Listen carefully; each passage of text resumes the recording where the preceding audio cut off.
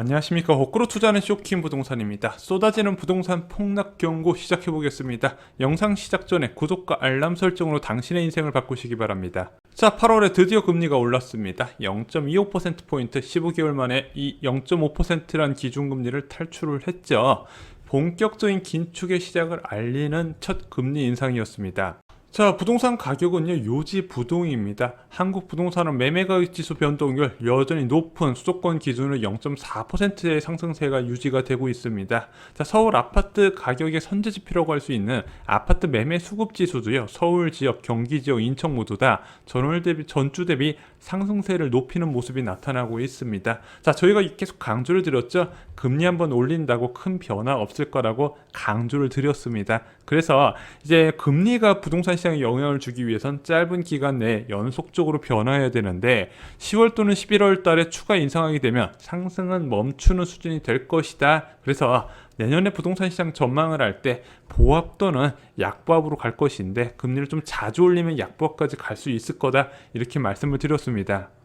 자, 눈에 띄는 실질적인 부동산 가격 하락은요, 수요 감소가 아닌 공급 증가로 이어져야 되는데, 자, 이 공급 증가, 매도자들이 못 견디고 싸게 파는 경우가 어떨 때이냐? 보통 전세 가격이 하락하거나 높은 보유세 때문에 도저히 못 버티고 팔거나, 마지막으로 하락 전망이 우세할 경우 파는데, 솔직히 보유세 부담이나 하락 전망이 우세할 때는 단기적인 부분보다는 장기적으로 하락 추세가 이어진 이후에 이것이 매도 압력으로 이어지거든요. 그럼 계속 지금 올라가다가 단기적으로 급락할 요인은 바로 전세 가격 하락밖에 없다는 겁니다. 그런데 이런 전세 가격 하락, 한마디로 역전세나는요, 금리 인상과 공급이 마저 떨어져야 된다 말씀드렸고, 이 두 가지 요건이 갖춰지는 시기는 2023년 하반기라고 이제 보여진다고 말씀을 드렸습니다.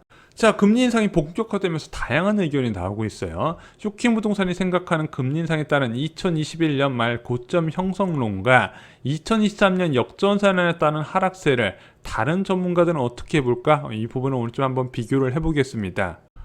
자, 금리 인상이 시작되면서인지 향후 부동산 가격 전망을 담은 보고서들이 많이 나왔습니다. 그래서 세 가지를 좀 말씀을 드리고자 해요. 교보증권에서 나온 부동산 안정을 위한 첫걸음, 두 번째 KDI 온라인 포럼 부동산 포럼에서 나온 윤주의 부동산 114 수석연구원의 의견 부분, 마지막으로 경제인문사회연구에서 발간한 부동산 시장 질서 확립을 위한 중점 대응 전략 부분도 좀 요약을 드리겠습니다.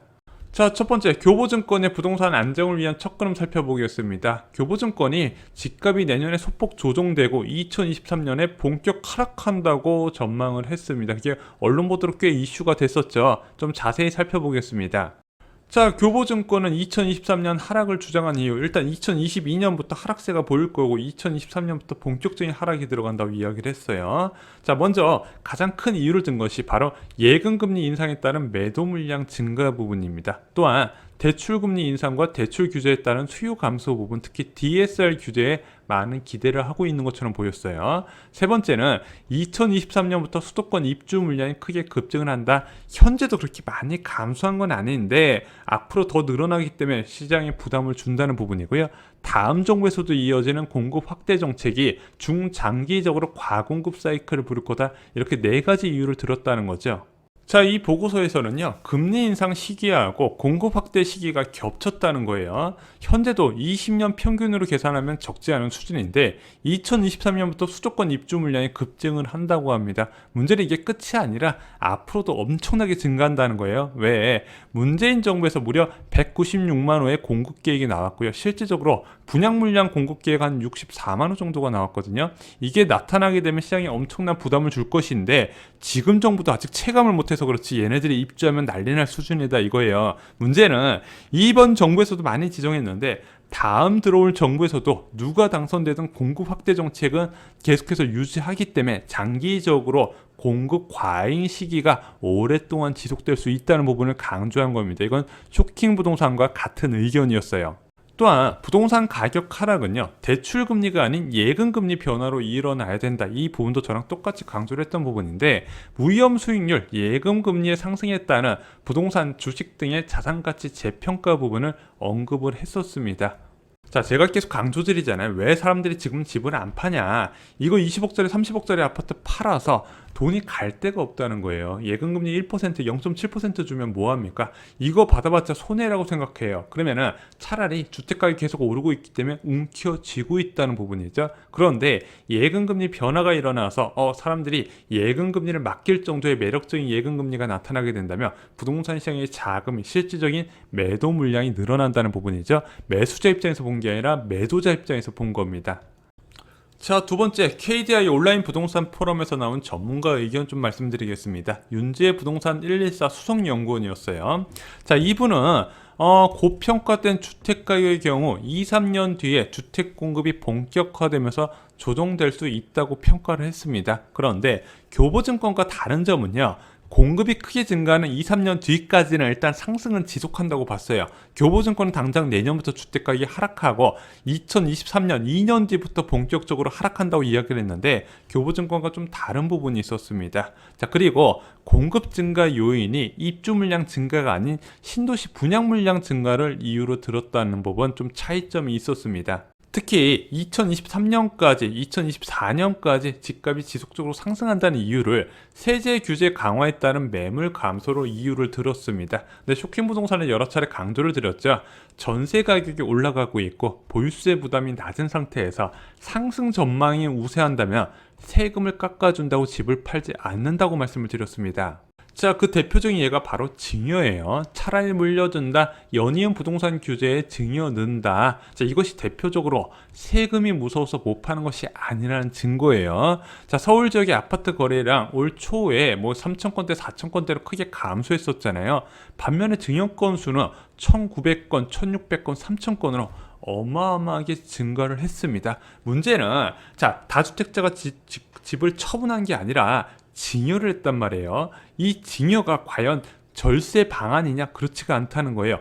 양도세 중과보다 약간 낮은 수준이지 어마어마한 시세 차익을 세금으로 내게 되어 있습니다. 문제는 이 자식한테 증여했다는 것을 어떻게 받아들여야 된다? 장기적으로 상승 전망이 있다는 겁니다. 자, 이렇게 많은 세금을 내면서까지 자식한테 물려줬다는 거는 장기적인 상승 전망이 있기 때문에 네가 계속 가지고 있어라, 이런 뜻이었던 거예요. 한마디로 양도세 깎아준다고 해도 장기적 상승 전망이 있다면 무조건 보유하는 것이 당연하다는 부분이죠. 그래서 제가 생각하기로는 지금 주택가격 상승에 대한 전망이 매도자한테 워낙 강하게 깔려있기 때문에 매물 자체가 적다고 말씀드렸죠. 금리가 지속적으로 오른 상태에서 공급 물량이 나오게 된다면 주택가격 상승 전망이 앞으로 하락 전망이 나올 것이고, 세금이 무섭다고 하더라도 그걸 감안하면서까지 더 가격이 낮아질 것을 우려해서 매도 물량이 늘어날 거다, 이렇게 말씀을 드렸습니다. 자, 세 번째는요, 뜨거운 이슈가 됐었던 경제 인문사회 연구의 보고서였습니다. 여기 처음 보시죠. 국무총리 산하기관이라고 해요. 자, 국무총리 산하기관에서 발주를 줘서 이제 한국형사법무정책연구원하고 국토연구원 그리고 주택금융연구원이 합심해서 공동 연구를 해서 보고서가 나왔습니다. 여기에 참여한 저자만 무려 15명이나 돼요. 자, 무려 719페이지의 장문의 보고서가 나왔는데, 이 보고서가 나오니까 언론들이 이것을 어떻게 받았었냐면요, 부동산 시장 개입 최소화할 것, 정부가 부동산 시장에 무리해서 개입해서 이런 거품을 만들었다, 자, 이렇게 보도가 나왔습니다. 그런데 실제 결론은요, 언론의 보도와 다르게 엄청나게 살벌한 내용으로 가득 차 있었습니다. 결론 내용 중에서 중요한 것만 좀 추려볼게요. 주택을 포함한 부동산이 중요한 것이 맞다. 우리나라에서는 기업과 법인 자산의 상당수는 부동산으로 이루어져 있고, 국민연금을 비롯한 연기금들과 금융회사들도 부동산에 기반을 하고 있다. 심지어 일반 국민들조차 자산의 대부분은 부동산으로 형성되어 있고, 자산뿐만 아니라 투자조차도 부동산에 매몰되어 있다. 자, 그런데 문제는 기업과 법인, 연기금과 개인의 자산 기반인 부동산의 가격이 급등했다는 데 있다. 자산은 그대로인데 자산의 평가 가치만 갑절 이상으로 뛰어버린 것이다. 그리고 그것도 부동산 거래가 활발해지면서 실물 가치가 상승한 결과가 아니라 정부의 정책 오류 또는 의도적인 정책 실패로 인해 거래는 실종된 채 명목 가치만 올라가 버린 결과인 것이다. 그런데 주택가격 상승에 대한 원인을 이제 정부의 정책으로만 좀 포커스를 맞춰서 이야기를 했더라고요. 가장 중요한 거는 자산 가격을 평가할 때 금리를 제외하고 이야기하면 안 되는데, 그 부분은 많은 전문가들이 좀 빼놓고 이야기를 하더라고요. 자, 하지만 우리 모두가 안다. 이 현상은 거품이고 환상일 수 있다는 사실을 말이다. 시장이 비정상적이고 경직된 현재 시점에서는 가격 급등 기조가 여전히 유지되고 있지만 원가에 비해서 터무니없는 가격이고 실질 소득의 한계와 시간의 경과로 인해 이 가격이 오래 유지되지 못할 것임은 알만한 사람은 안다. 환율과 금리 둘 중 하나만 정상화되거나 실물 경기가 침체된다면 부동산 가격 급등으로 인한 찰나의 환상이 신기루처럼 사라질 것임도 안다. 다만 부동산 가격이 정상화되면서 겪게 될 비극적 결말을 애써 부정하며 다들 현재에 매달리고 싶을 뿐이다. 자, 그러면서 이제 시간이 많지 않다. 부풀 대로 부풀려진 이 비정상적인 부동산 가격을 유지하여 환상을 조금이라도 더 지속시킬 것인지 아니면 지금이라도 바로잡아서 2015년 수준의 가격이라도 지켜낼 것인지 결정해야 된다. 그래서 이걸 부풀 대로 더 부풀려서 뻥 터뜨리게 되면 2015년 가격도 못 버티고 계속해서 폭락할 것이고, 만약에 지금이라도 좀 빨리 터뜨리면 2015년 가격이라도 보존할 수 있지 않을까? 보고서에서 이렇게 나와 있었어요. 자, 공공기관에서 발표한 연구보고서 결말치고 너무 파격적이라 놀랐습니다. 와, 2015년 가격도 못 지킨다고? 요즘 웬만한 폭락 유튜버도 2017년 이전 가격으로 돌아간다 쉽게 말 못하는데, 와, 국책연구원에서 집값 급등 신기루처럼 사라질 거라고 경고를 했다는 거죠. 이게 그렇게 많이 다룬 언론은 많지 않았어요. 자, 많은 전문가들이 부동산 가격 조정 가능성을 경고하고 있습니다. 근데 여러분들도 다 아실 거라고 생각해요. 지금이 정상은 분명히 아니라는 것이죠. 그리고 예상보다 큰 변화가 나타날 수 있다는 것도 이제는 아실 거라고 생각을 합니다.